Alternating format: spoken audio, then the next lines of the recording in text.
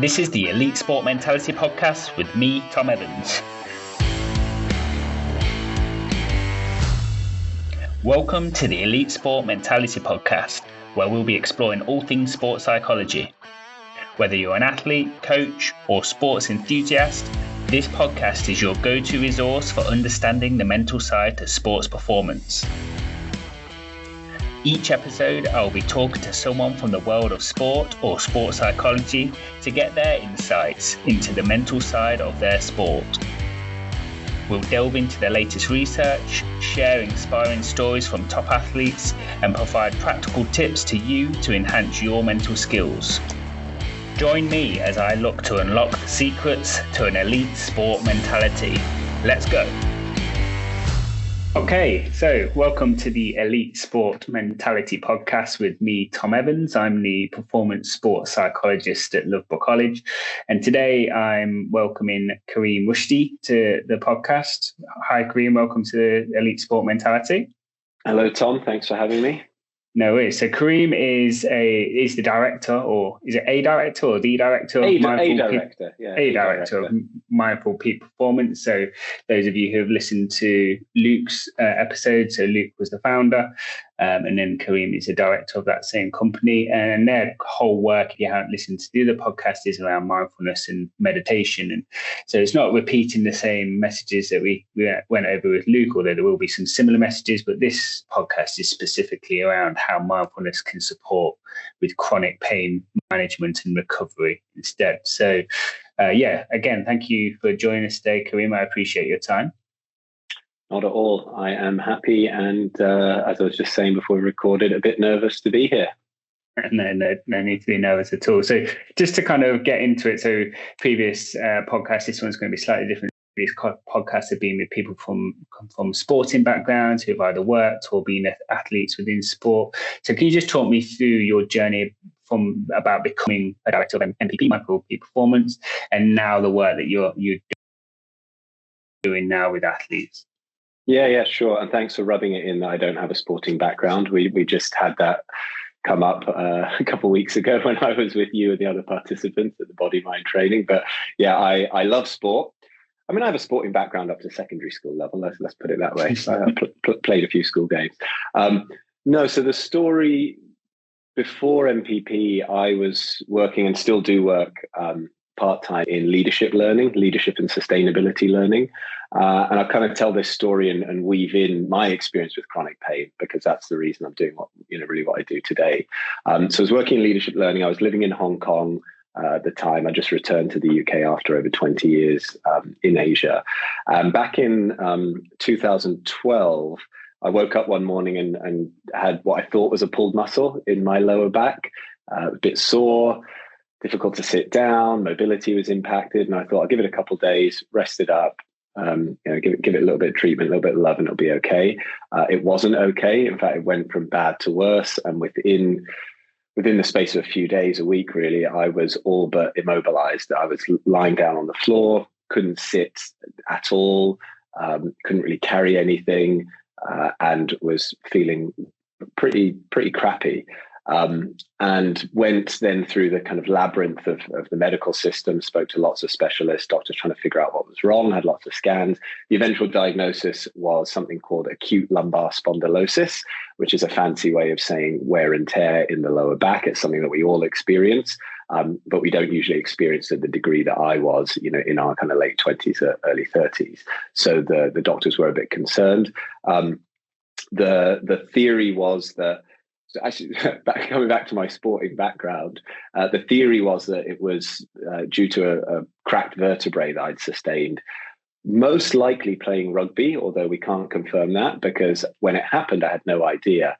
It showed up 15 years later on the scan, and they could see that this vertebrae had been cracked, it had healed itself, and they were asking me questions about, have you been parachuting? Were you thrown from a horse? Were you in a car accident in your teens? Like, what could have caused this? And the only kind of contact and impact that I was sustaining then was playing rugby. I had quite a lot of rugby, actually. So the bone had healed itself. As you do, you play rugby, you get smashed. You kind of, as a young teen, you get up and you kind of carry on going. So I didn't realize the extent of the injury, but the bone had healed itself. That caused some instability in the joint, and that had led, they think, to accelerated degeneration in that area of the back. So my life was put on pause. I could not work. I could not socialize. I could not do any of the extracurricular activities that I used to enjoy. My firstborn was born around that time. I could hardly hold her. I was getting terrible flare-ups if I, sat too long or lifted something up, and really spiraled downwards into quite a dark place. And we'll come back to that, how mindfulness can help us, particularly with the mental and emotional side of pain and injury. But I was in a pretty bad place for a couple of years until a friend, and I still ask him today why he didn't make this suggestion earlier. It's about 18 months in. He suggested I check out meditation for pain relief, and specifically the work of someone called John Kabat-Zinn, who is an author, a teacher, a scientist, and the creator of mindfulness-based stress reduction, MBSR, which is kind of the root mindfulness program for pain and stress. It's created 40 years ago and has a huge evidence base behind it. And I hadn't heard of him. I hadn't heard of his work. I hadn't thought about meditation for pain relief. So I started to do a bit of research, got myself some audio books or CDs as they were back then, ripped them and started listening to the MP3s. And I really dove into this area of kind of drawing on contemplative practice to generate inner resources that can help us, manage stress and pain and difficulty. And not only did it transform my relationship with the pain, but it also transformed my relationship with everything, really, including myself. So I saw huge benefit from it over time. And I carried on doing the work in leadership learning, but I also continued to meditate consistently, even after I kind of gotten life back on track. And that's a whole other story of how that kind of recovering and spiraling back up from those dark places. But I felt very passionate about sharing what I had learned and the transformation I'd experienced with other people, particularly people struggling with chronic pain, chronic back pain in particular, but any kind of long-term pain caused by medical conditions or injury or illness or whatever. So it was about 5 years ago, I made a decision to change my career and become a mindfulness teacher. So I've just completed a very long master's program at Bangor University. They have a Center for Mindfulness Practice and Research there. And it was during that master's program that I met Luke at MPP. So I'm a trustee at a charity called Breathworks, which uses mindfulness and compassion-based approaches to help people managing pain and illness, long-term pain and illness. And the founder of that charity was a judge at the Mindfulness Innovations Award that Luke and MPP won a few years ago.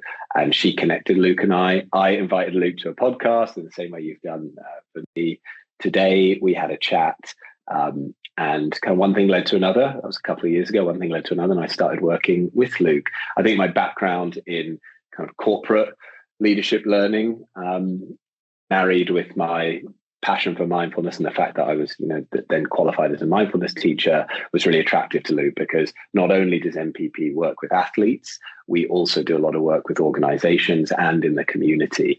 But maybe I'll stay focused on, and maybe I'll stop there, Tom, and see if Eddie, just interested. Do you want to redirect me anyway? No, just to transition into the athlete work you're doing at the moment. I know Luke would have touched on it a little bit last week or last episode, but have you had any experiences yet working with athletes on using mindfulness for pain management or chronic pain management and recovery yet? Or is it been kind of the work you've been doing with ourselves, where it's sort of teaching the teachers, teaching the people that are interacting with those athletes? Yeah, good question. Kind of embed it.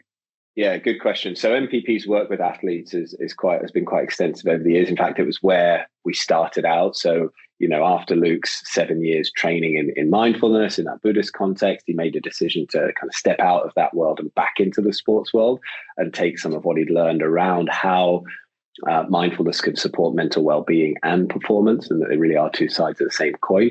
Take those tools back into the sports world. I have not done work with athletes when it comes to pain management and recovery. I've done a lot of work with general population in that area. So I teach courses for people struggling with pain and the stress that pain causes, and also do some work one-on-one with people in that area. But as you've rightly pointed out, this is an area that's really kind of ripe for exploration. And I'll share some, there's some research in this area which I can share later.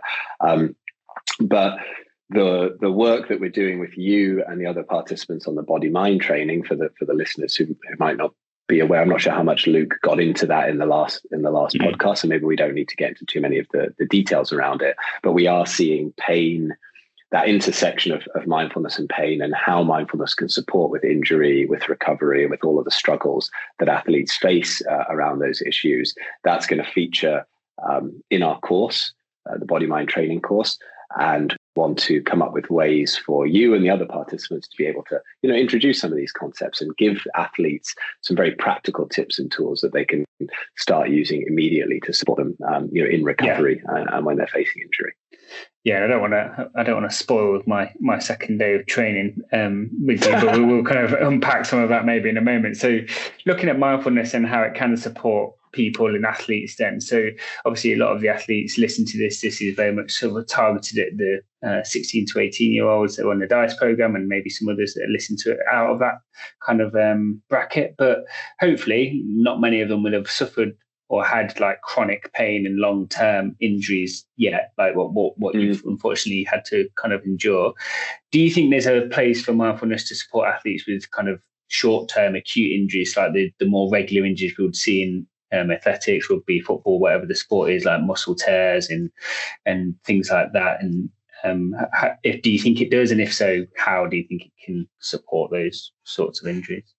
Yeah, I also hope the young athletes that are listening haven't experienced any chronic injuries or chronic pain yet, but they may well have done, right, from recurring injuries, and they might have had periods of time where they experience chronic pain.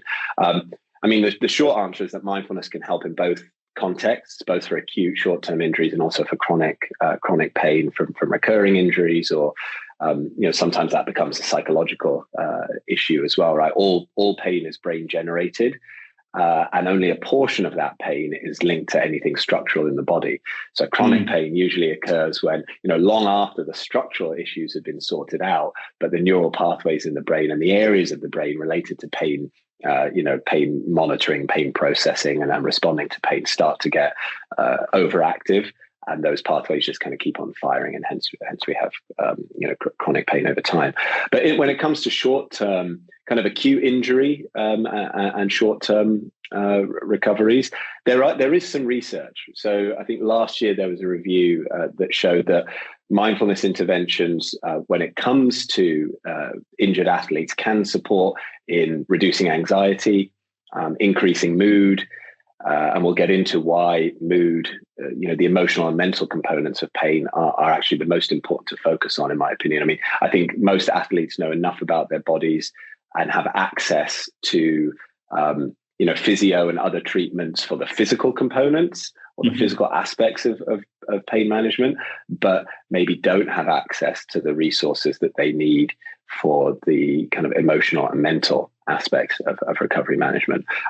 So not only does mindfulness reduce anxiety, improve mood, so it can reduce bouts of reduce bouts and severity of depression, but it can also increase pain tolerance, and it can improve the kind of psychological adaptation that people suffering from that injury have during their recovery process. So that ability to be kind of flexible and adapt to new realities as you go through your recovery process. But particularly helpful for that psychological component of acute injury. I think that's really important to state, that separation of the physical pain that we're experiencing from the thoughts and the emotions around that pain, which are tough for anybody, but can be really tough for an athlete when it's stopping them training and competing. And, that's their life, right? That's what they want to do. Something else in short-term injury, I think that can help, actually long-term as well, chronic, is this bookending principle that we often talk about at MPP. So when going into structured rehab physio sessions, when you're just getting back into training, for example, bookending rehab, bookending trainings, with short mindful pauses. It can be as short as 3 minutes, but 3-minute breathing exercises, anything that grounds you and keeps you kind of focused, present, absorbed. It's going to be really helpful to do before going into that rehab. And then it's also going to help you at the end of that session as you transition into whatever you're doing next. So yeah, lots of ways it can help with acute and short-term injuries. And then I think with chronic pain, it's similar, right? It's those same benefits are seen: decreases in anxiety, decreases in depression, increases in pain tolerance, changes in the brain in terms of how we process, monitor, and respond to pain. Those things all happen as a result of having a regular mindfulness practice during these challenging periods. Okay, brilliant. So I guess this is maybe the most open-ended question you'll get, but ultimately, how does it work then? So you've listed all of those benefits, some kind of physical in the sense that the pain that they're going to feel and how it can help with that. But then, like you say, the big portion of that is the psychological sort of response and adaptations that mindfulness or meditation can encourage or kind of promote. And I think that's definitely from my experience of working with the athletes I've worked with. Obviously, unfortunately, injury is part and parcel of the process. You're going to pick up injuries. Sometimes they're longer term, so ACL injuries, or we get talked to a lot of athletes even at this age that have stress response injuries. So, and which are really painful, and they're really frustrating periods because there's not that kind of rehabilitation. Okay, this is the program you're going to do. This is exactly how we're going to get back, which can be frustrating. So we work with a lot of athletes. I've worked with a lot of athletes with those sort of injuries, but it's definitely the psychological aspect that is less addressed. Like you get a training plan, you get a rehabilitation plan, you get an MRI, you get an X-ray, whatever, and they sort of the physical side, but the psychological, the mental side, there is support out there, but it's a bit less sort of kind of touched upon, I suppose. So how can mindfulness help with some of those things that you've spoken around the anxiety they might feel, the frustration, and stuff like that? Yeah, I think so. Going back to what I actually, to maybe even taking a step back and saying, and this might be for another pod, but I think it's really one really interesting area of research and exploration is how meditation can help with injury prevention in the first place. Right. So as we bring our nervous system into better equilibrium and we spend more time activating the parasympathetic, putting the foot on the brake, reducing stress hormones in the body and whatnot, all of these things actually help to prevent injury. When we're stressed, when the stress hormones levels are high in the body, we're more prone to injury. Right. We tense up more, we brace, we're gripping, we're tightening. So I just wanted to drop that in there and say I don't want to prescribe mindfulness as only for when you're injured. No, actually, point. if you start looking into this and you develop a regular and consistent practice, it's going to reduce the amount of injuries that you get in your career. And that's probably the biggest benefit that any young athlete is looking for over the course of their career. So I just want to put that out there. Now, in the event that you are injured, which is kind of quite inevitable, I guess, over the career span of an athlete. What mindfulness helps us do is separate those emotional, mental, and physical reactions. So we talked about this, I think, just earlier this week. Pain, we look at this thing we call it pain. We see it as this singular object. But pain is actually a glob of different aspects of experience, right? You've got the physical sensations. So you mentioned like, an ACL or a Achilles or whatever it is, a shoulder injury. And those sensations can be intense, they can be uncomfortable, they can be sharp, they can be dull, they can be recurring, they can alter in intensity, they can move around the body, but there's that physical component, those physical sensations. And they suck, right? They're unpleasant. We're not supposed to like those. The fact that we don't like them is a part of our kind of survival mechanism. So it's really important that we don't like those sensations. So you've got physical sensations. Then you've got thoughts, right? You've got the mental events around those physical sensations. And really often when it's injury or illness, those thoughts are not pleasant either, right? There's a lot of anxiety about the future. What if I don't get better? I think if you're an athlete, then you're going to be worrying about your career implications. You're going to be worrying about threats to your identity, right? Who am I if I'm not an athlete? You're going to be worried about when you're going to be able to return to competition, to training. You might have important events coming up. So there's a load of forward thinking that happens, which leads to a lot of anxiety and worry about the injury. And then there's a lot of rumination and regret about the past. Why did this happen to me? What could I have done differently to not get injured? What have I done to deserve this? If I'd only, jumped at that moment, or I'd only taken a step to the left, I wouldn't be here today. So a lot of replaying the past, ruminating on the past. And both of those types of modes of thinking can cause a lot of suffering. And then, of course, that thinking has emotional charges. So you've got physical sensations, you've got thoughts, and then you've got emotions and mood state. I experienced severe depression when I was, diagnosed in the period of time that followed.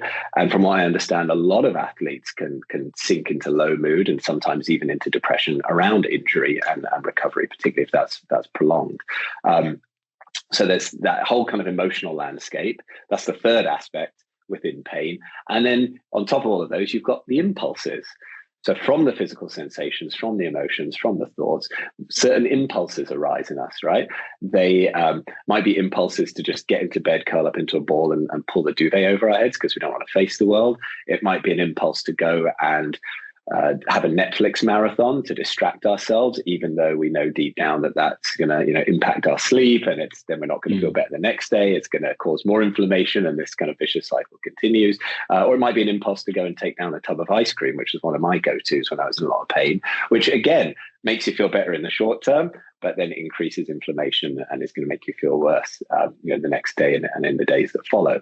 So pain is not this one thing. It's actually this amalgamation of these different aspects of experience. What mindfulness meditation does is allow us to observe and actually start to unpack that experience into its different components. So when we meditate, whether it's for 3 minutes or 30 minutes, we're not trying to make anything happen. We are sitting. Sometimes we can be moving, doesn't have to be in stillness, but typically we'd be sitting in stillness or lying down in stillness, and we'd be observing what comes up. So what comes up in our bodies, what physical sensations are there, and then noticing any thoughts about those sensations or other thoughts that might come up. Noticing what emotional charges are linked to those thoughts. Are we thinking and the quality of that thinking is very positive, or do we find that we've been carried away by thinking and the quality of that thinking is very negative? So in observing these different arisings, thoughts, emotions, sensations, the impulse to want to get up and go and open a tub of ice cream or start watching Netflix, whatever it might be, we actually start to get a lot more familiar with our experience and what it's comprised of. And that allows us to separate out those physical sensations from the thoughts, emotions, and impulses. And when we look at just the physical sensations alone, they can be a little bit easier to work with than when they're layered with those thoughts and emotions. So when we learn, and then over time, we also learn not to layer. So we talk about primary suffering and secondary suffering sometimes. Primary suffering being, the fact that we've got a torn ACL or the fact that we've got, some serious injury. That's the physical sensation. That's unavoidable. That's part of being human, certainly part of being an athlete. We can't avoid that. We all experience that. But then we've got secondary suffering, and that's our reaction to the physical sensations, to the injury. It's the catastrophizing, it's the fear avoidance, and that's really where mindfulness kind of comes into its own. I think that athletes are humans at the end of the day, and like any other human, they're going to add layers of mental suffering about their careers, about their identity, about mistakes they may have made and what they could have done differently. So mindfulness helps us to kind of separate those things out and then not see those thoughts as facts. See them for what they really are. See them as mental events. See them as weather patterns in the mind. And if we don't feed those thoughts and we don't feed those emotions, but we don't fight against them, we're not pushing them away, we're not trying to get rid of them, we're just kind of observing them, allowing them to come and go in their own time, right? In the same way that a cloud kind of passes across the sky. It morphs into different shapes, it joins up with other clouds, and sometimes it just dissolves altogether. So that analogy of clouds in the sky, thoughts and the mind is one that we often use in mindfulness. So yeah, I think I'm rambling a bit, but that's amazing. Kind of how mindfulness, at least in my experience, how mindfulness helps us to. It seems like it's a big sort of tidying up activity of, like you say, that stuff you went through at the start around thoughts, emotions, and the physical pain and the impulses. So like there's so much to take on there, and some athletes will experience a little bit of them and some athletes will experience all of them, and like that, as the mindfulness, it sounds like it's just a bit of a tidying up kind of moment of like, hey, this is it, and that just helps the athletes sort of kind of get their thoughts in order, I suppose, and it helps them process what they're going through. And sounds really interesting what you kind of went through there. Do you think is it being ever, and we can kind of get into some of the research, obviously we don't want to kind of relive your masters, but so I think some research is important just to show the actual kind of benefit, the tangible benefits that we spoke about before. But do you think it speeds up the process? So again, that's the thing that athletes will go to, and obviously don't worry if it's an untapped area or an area that's kind of there's not much research in, but does it speed up the process? Can it make an athlete return quicker, do you think, utilising mindfulness to aid their rehabilitation? Yeah, I want to be careful what I say here, because I think that I want to say yes. I want to say yes, because any reduction in some of those stress hormones we mentioned earlier, and anything we can do to lower that state of stress and be less reactive to kind of the injury and what's going on, then recovery time, immune system function is going to be higher. Recovery time surely is going to lessen, right? So I want to say yes. At the same time, I want to be really careful, because one of the things mindfulness teaches us is also around patience, right? I think one of the biggest sources of frustration and anguish and suffering for athletes with injury is the impatience of wanting to get back, on the field, into the gym, onto the training paddock, whatever it is. But it has a counterproductive impact, right? Because that impatience of why can't I be back, competing today, that itself causes stress in the system. That itself causes anxiety. That itself can cause more rumination, and that is going to actually hold you back and extend that recovery time. You're not going to be back at your best. And I think another thing we need to be really careful about, which I'm sure you hear about a lot, is people returning from injury too quickly. So I think what mindfulness can do is give us that kind of that clarity of mind and that presence of mind to, as well as, and one thing athletes, I'm sure Luke talked about this, but athletes tend to take to mindfulness quite quickly because they're already quite embodied. They're not spending every day in front of screen, 8-9 hours a day in front of screens like many of us are. They're very attuned to their bodies and what's going on in there through many years of training. So mindfulness, I think, just helps to even further attune that radar so that when you're ready. And you're listening to signals from the body, and you're more attuned to those signals from the body, but through the meditations you've been doing, where you have been resting attention in the body and observing those sensations, but you're more attuned to signals from the body that tell you, yes, I'm ready, or no, I'm not ready, need a bit more time. So I think mindfulness can help there as well. So yeah, long-winded way of saying yes can shorten, but I think that's a function of the other benefits in terms of reducing stress and reactivity. But at the same time, it might be that you need to lengthen your recovery period, and mindfulness can help you be more aware of that as well. And accepting of that as well, I suppose, helping you kind of come to terms with the fact that you might need to lengthen your rehabilitation phase, I think would be. Hey, that's really interesting you say that, because I was just the last few days since you sent the questions through, I was looking at some of the research. Acceptance is one of the core attitudes we talk about in cultivating mindfulness. It's an attitude which is nourished through a mindfulness practice, so through kind of the more we meditate, the more accepting we can become. But also we need to put that attitude front and center when we're cultivating mindfulness, because it helps us actually in the act of developing our mindfulness too. And I want to say something about because a lot of people, when they hear acceptance, they really kind of have a bit of a reaction to it, because they say, well, that's just rolling over, that's just being passive, that's just kind of lying down and taking it. there is nothing passive about acceptance when I say it in this context, right?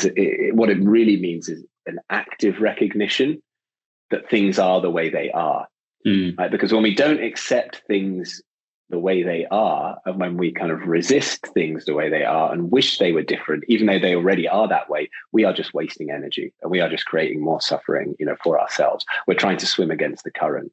Whereas even if in the most terrible of situations, we can accept that this is what it is, this is what's happening, that allows us then to be on firm footing and know what the next step we should take is going to be. Because if we don't know where we stand, right, how are we supposed to know what the next step is going to be? So coming back around to the research shows that injury acceptance, so accepting the reality of your injury and the reality of how long you might need to be out and the perhaps brutal regime you're going to have to go through to get back onto the field. If you can accept that, then the markers and the success markers of that injury recovery are actually going to be higher. So you are going to have a much less stressful period of recovery. You're probably going to be able to get back on because of that, you're going to be able to get back on the pitch or into the gym, whatever it is, sooner. So yeah, that piece about acceptance, I think, is really, really important. And it's a huge benefit of practicing mindfulness. Yeah, and it makes sense from my point of view, because they reckon that an injured athlete or an athlete who retires through, just retires anyway, but can be through injury as well, goes through the stages of grief. Like there's this show an athlete goes through the different stages of grief, like anger, denial, until they get to acceptance. So if you can kind of get them through to that final part of acceptance, maybe not even quicker, that might be the wrong word. Yeah, I was going to say avoid that word quicker, but maybe more kind of with more kind of comforting along the way and kind of a nicer process of going through that. And then that surely can only lead to kind of more positive outcomes. And I think mindfulness is very much embedded within psychology. So some of the messages you talk about when I asked around speeding up the process is somewhere similar to what sometimes when I'm talking to athletes about using sports psychology about performance. Yes, surely sports psychology can help with performance, but you do feel a bit uncomfortable kind of promising that sort of outcome because it's kind of a difficult one to sell sometimes. So then let's kind of just to kind of move on to the research a bit. So like I say, I don't want to kind of delve in massively, but what are some of the key sort of findings do you think that can kind of support some of the arguments you're stating? And maybe if someone's on the edge and thinking, I'm not sure, is it actually worth it? This can maybe kind of get them to think about doing it. Yeah, and this is where I'm not going to read any abstracts, but I am going to refer to some notes I've got here as well, because I think it's a really, it's a really key area of research. It's an increasing area of research. There's been a lot of research into mindfulness and its benefits for physical and mental well-being, and particularly around stress reduction and pain management. But it's only in recent years that the kind of spotlight has turned onto sports and athletes in particular. And there are a few individuals and organizations that are doing great work in that area. I can share some of that as well before we go. So there's been several kind of meta-analyses where they take loads of different studies and then kind of aggregate the data and the results from those studies and see what comes out. So there's one in 2024. I think they took over 30 different studies. I can't remember the exact number now, 31, 32 different studies. It covered over 1,000 elite athletes were involved in this research, and it showed that mindfulness training significantly improved resilience. So that ability to bounce back, not just bounce back from mistakes, but also bounce back from difficult situations such as injury, and recovery periods. It increased flow state during training and during competition, which I think was really, really interesting. Now, I would define flow state very simply as that perfect balance between relaxation and focus, which sounds a bit strange for someone, an athlete, when you ever relax. But I think from what I've heard from athletes who do use mindfulness and realize its benefits is that actually when they're performing at their best, they're actually very, very relaxed, as well as being very kind of, intense and high octave. So really interesting. In those athletes, it also reduced anxiety and depression. I think I mentioned that earlier. And then really interesting, it also decreased psychological fatigue, because there's less battling going on right? There's less kind of resistance and standing in opposition to the situation and all of those things we talked about earlier in terms of the mental time travel, the rumination, the worry about the future, all that stuff. That's not. Yeah, so I think it's just there's more energy at the athlete's disposal. And during injury and recovery, you need that energy. That energy needs to be channeled towards healing the body, not towards, worrying about the past or the future, or being stressed about your recovery regime or your treatment plan. So yeah, that's one such study, which was very focused on elite athletes. But also want to mention there was a couple. When it comes to pain, there is loads out there. And I would encourage anyone who's interested in this area. I mean, most of us now have access to these AI tools. Just type into your Claude or your ChatGPT, tell me some of the evidence-based ways mindfulness helps with pain. There's a myriad ways, some of which we've talked about today. I think the ways that sustained mindfulness practice alters brain structures is really, really interesting, really fascinating. The minimum effective dose, which because we've also challenged you and the other participants to do this, is 12 minutes of meditation a day, 5 days a week, over an 8-week period. So there's been lots of research spanning kind of 15 years, one study in particular, that showed that 12 minutes a day, 5 days a week, over 8 weeks has lasting changes on brain structure, right? It carves new neural pathways in the brain. It decreases activity in the amygdala, which is like our fight, flight, reactivity center. It increases activity in parts of the prefrontal cortex, which are around kind of, I'd say, like giving ourselves wise counsel, not overreacting, right? It's like our own internal advisor. It also has impact on the parts of the brain that monitor and process pain. It can increase the kind of pain tolerance. So yeah, when it comes to pain, not necessarily in athletes, not necessarily for sporting injuries, but the reality is whether you've damaged your knee, slipping up on the street or on the pitch, internal structural damage may be very similar. What's going on in the body may be very similar. So I don't think it matters really, whether it happens in sport or not. But so I don't want to bore the listeners by getting into all the sciencey stuff. I could read some abstracts. I've got them here, but I just I want to say that there's a lot of evidence and a growing evidence base. And I was really happy to discover that meta-analysis that I mentioned, where they looked at over 1,000 elite athletes, specifically. Really specific. Yeah. And I think what obviously injured athletes unfortunately have a bit more spare time on their hands. They'll have their FSNC, they'll have their rehab programs to do, but their training won't be as they won't be doing as much training. So I think to find that space, hopefully they can listen to this and think, well, yeah, if I kind of bookend my rehab with some mindfulness or meditation, or if I just do it at the start and just replace that time they would have been training originally, I think they've got quite a nice opportunity to find that time, because a lot of the athletes we work with, they're student athletes, so they've got their A-levels, they've got BTECs, they've got apprenticeships, they've got their sport, their competitions, their training. So they have got a lot of they haven't got a lot of free time. But if you're an injured athlete, then maybe just unfortunately for them at the time, but it does free up a bit of that space to maybe fill with something really productive and really constructive like this. Yeah, totally. I've been saying that more and more recently, actually, that injury prevents, while terrible, and we don't wish it on anyone, injury actually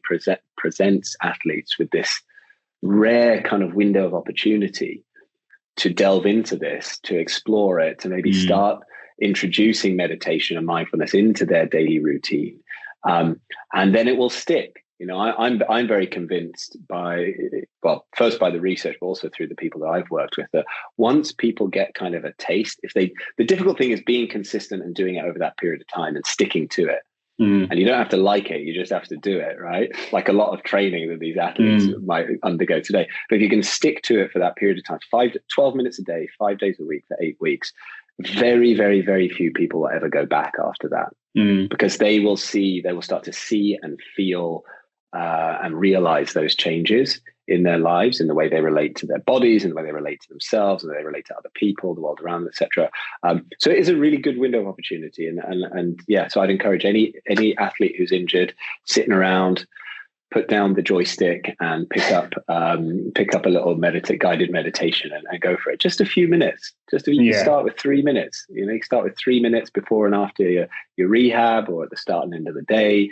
And if you want to progress up to that 12 minutes a day, that's really the sweet spot. I know that Luke shared the library of I was just about to touch on that. Yeah. So I was just about to say, I'll kind of put it in the notes of this one as well. But from the last episode, there's a mindfulness library which you've been very gracious to share with us. So like really short, sharp like practices, but also some longer ones as well in there for athletes to sort of get acquainted with them, I suppose. And I definitely encourage you. What you just touched on there, it's all about reframing the situation. So can we reframe this kind of difficult situation into actually a really good opportunity, and looking at what we can do in these practices we can do, rather than kind of focusing on things that we can't do. So I think mindfulness gives those injured athletes that opportunity to kind of explore and work on something that's going to help them in the short term, but also the long term as well. And then just to sort of wrap up then, Karim. So I know we've gone way over. I told you before we hit record that I was just going to go on and on. So apologies. It might be a two-part podcast.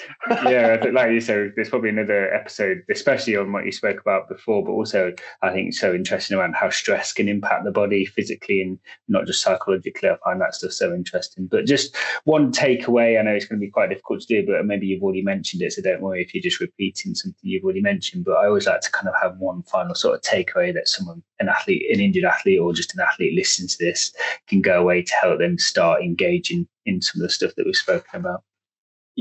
Okay. God, do I have to limit it to one? Can I have two or three? The one I would say is start practicing mindfulness, even if that's with a 3 minute kind of pause, between your rehab sessions, or if you're not injured right now, just bookending certain transitions with a 3 minute pause, and just start from there. And just, it's about progress, not perfection.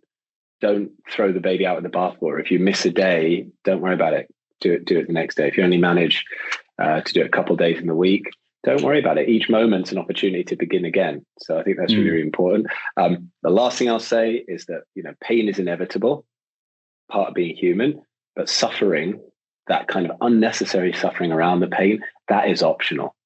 We have a choice in that. We have a choice in what we layer our kind of primary suffering, our injury, or our illness, or our pain with. And mindfulness gives us the ability to make that choice, gives us a bit of time and space to make that choice. Perfect. That's such a lovely message to kind of end on, and hopefully can resonate with some of the people listening. So, thanks again, Karim, for kind of joining us today. You spoke so well into this topic, and I think it was evident how much it means to you, but also how much you know around the topic as well. That we could probably do 2 or 3 on this. So, thanks so much for your time today. Yeah, thank you, Tom, and thanks for listening. We'll do stress next. You've been listening to the Elite Sport Podcast with me, Tom Evans.